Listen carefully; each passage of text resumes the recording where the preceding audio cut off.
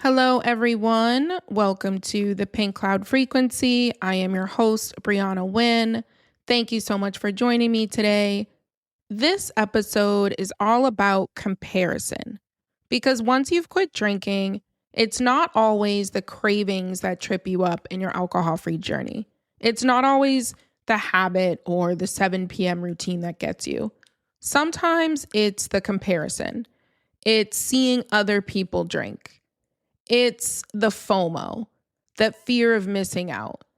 And left unchecked, that can slowly steal the joy from your alcohol-free journey.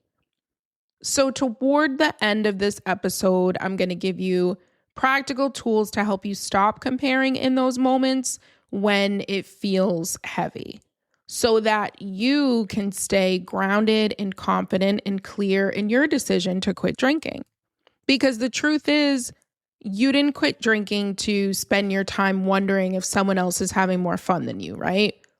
You chose this path for a reason. So let's say you quit drinking and you're attending a celebration and you're holding your sparkling water. And then you see someone across the table holding a martini, looking carefree, looking poised, looking sophisticated. And your first thought is to ask yourself whether or not you're missing out. And that can feel deeply personal because then you start to question yourself and your choice and your experience. But what you're feeling in that moment is a natural feeling. It's not random. It's a universal feeling that everyone feels because that's what your brain is wired to do. Because as humans, we naturally evaluate ourselves by looking at other people. And that's a constant, automatic, and usually unconscious process. So when you see someone else laughing or looking carefree, your brain starts measuring how you stand in comparison to that person, or how your alcohol-free journey is in comparison to that person who hasn't chosen the same path as you have. And then from there, you can really quickly start to spiral, and you're either going to compare upward, which is when you compare yourself to someone who seems like they're doing better than you, having more fun than you, and being more free than you, or you can shift to a downward comparison where you compare yourself to someone who's struggling more so that you can reassure yourself. But with alcohol, what happens is it amplifies that upward comparison, right? Alcohol is designed to trigger feelings of envy because what you're surrounded by are usually perfectly curated, performative moments. So people laughing and their confidence and the photos, the highlights. Your brain isn't comparing to that person's full reality. It's just comparing you to that polished moment that feels amplified. And so, of course, that's going to feel like you're falling short or you didn't make the right decision to quit drinking. But that's not the truth. That's your brain comparing your choice to someone else's, and it's comparing it based on incomplete information. But once you quit drinking, that comparison sneaks in all the time. It sneaks in when you go out to eat with friends, or when you're at a graduation or a wedding or a birthday, any type of holiday or celebration, you start to feel that comparison. And it distorts your reality.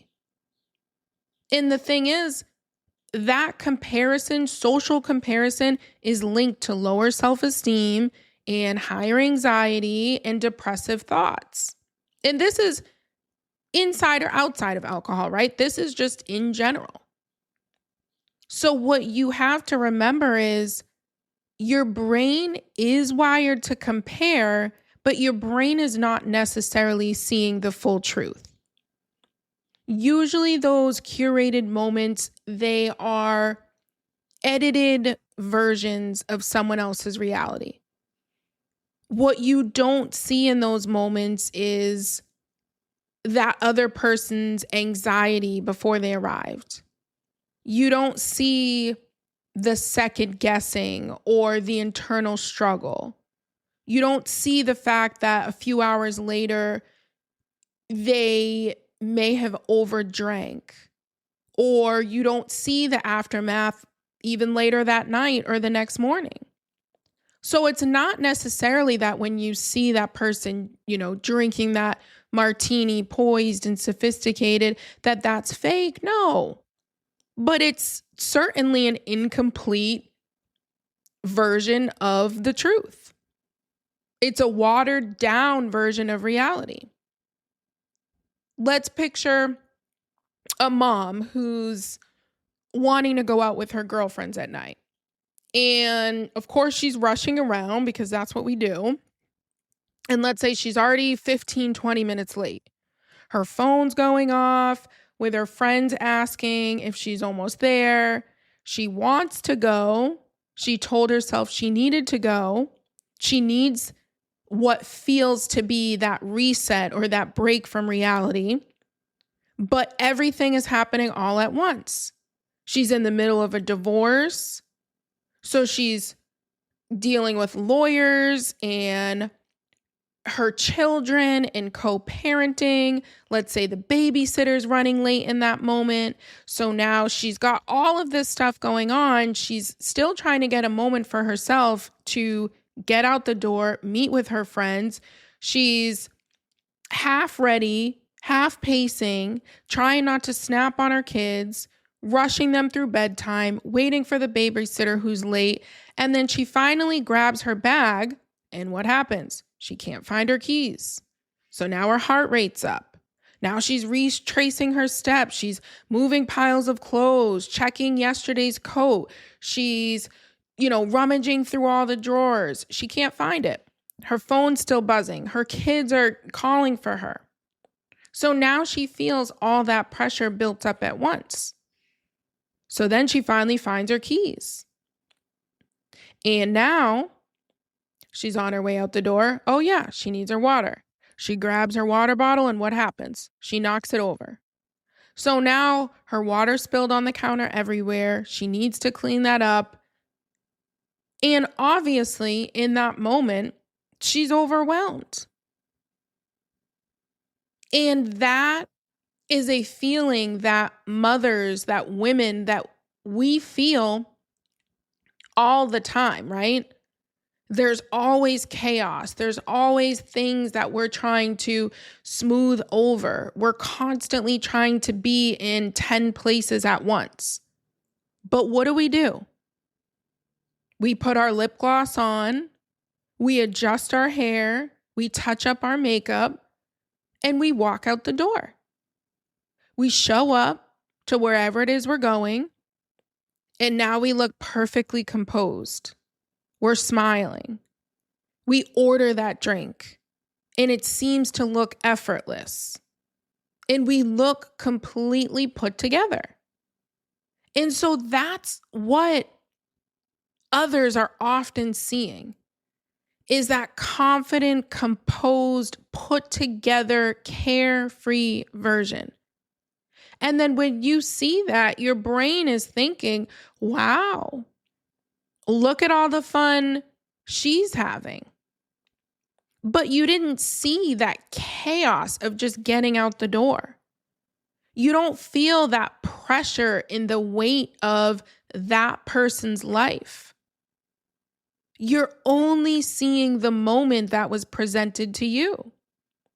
And that's what all of those curated moments are. It's not that they're lies, it's just that they're not the full truth. And when you compare your internal reality to someone else's polished moment, you're going to lose every single time because you're comparing your behind the scenes life to someone else's highlight reel. When people drink, they're acting in a role. They're performing. They look like the fun friend. They look like the social one. They look like the person that can handle their alcohol. but you don't see everything else. And alcohol amplifies that because it lowers those inhibitions and it increases that social reward and it creates that temporary identity boost for the person who's drinking. So what you're seeing is the social performance under the influence of alcohol. And impression management is what all humans do, right? We all naturally try to control how others perceive us. We're constantly trying to put our best foot forward. And in social settings, those behaviors, they look like confidence or belonging and fun. And alcohol fits perfectly into that script that we want others to see, to read.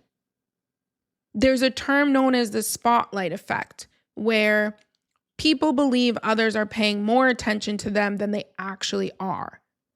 So they perform more and they amplify their expressions. They laugh louder, they have bigger reactions.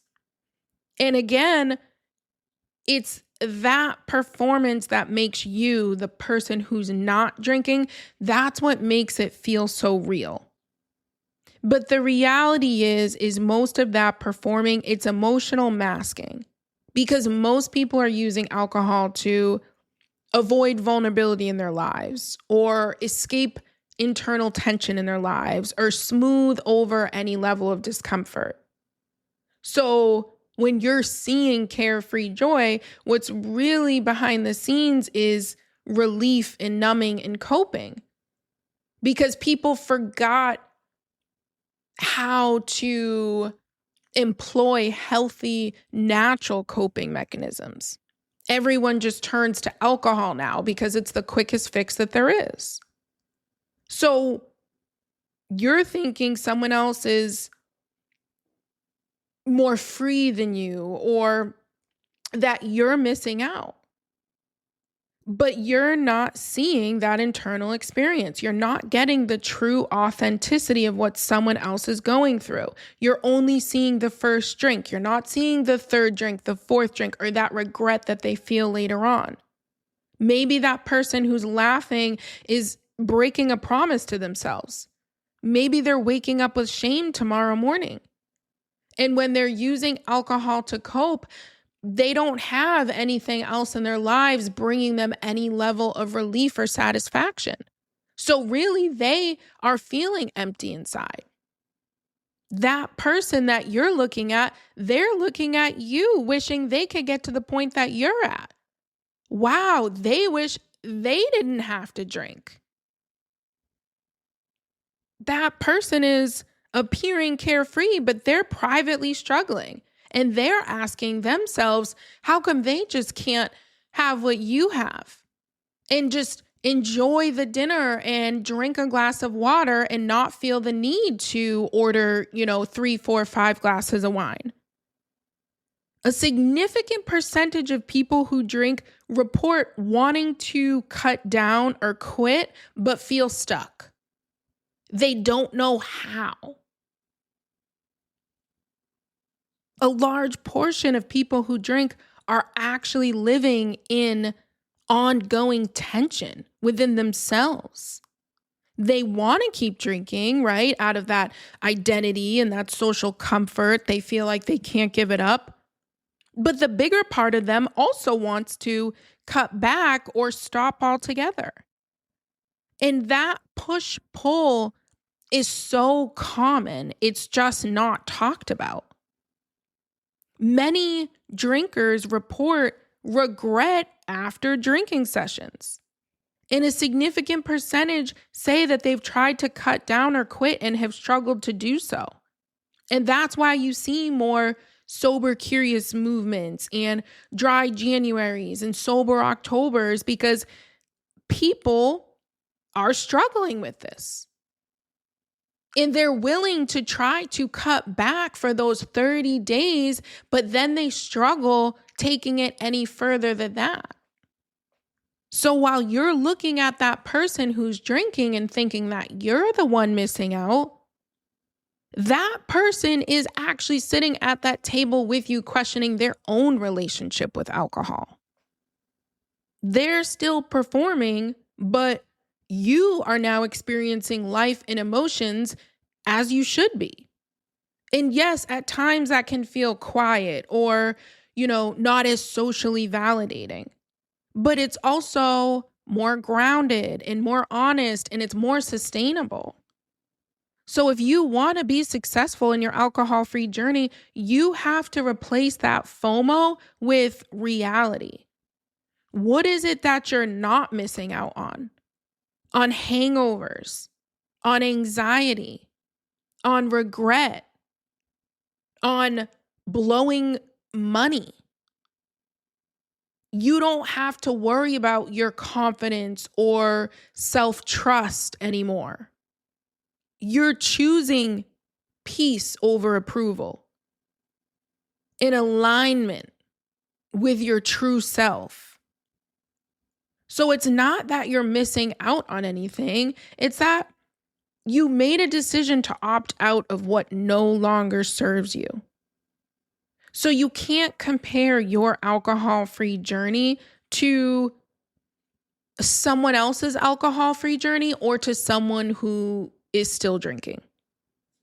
You have no idea what their relationship with alcohol is. You have no idea what their life circumstances are. You have no idea, what their coping history is. You have no idea how their nervous system is functioning. You know none of that.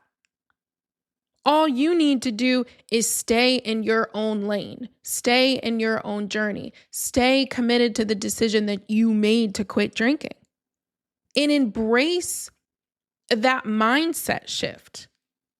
Replace that comparison with curiosity. Practice self-validation. Be proud of the choice that you made, even if no one else sees it. So if you're out at night or you're out with friends and you find yourself in that comparison, if you find that the joy of your journey is being sucked right out of you because of the people around you, stop, pause, and remind yourself that you are comparing and you're not seeing the truth. Ask yourself, what are you not seeing? Go back to your why in that moment. Why did you quit drinking? And remind yourself of that. Your better sleep, your clear mind, your emotional stability. Run through that checklist in your head in the matter of seconds. Limit your exposure to people, places, and things that aren't supporting you.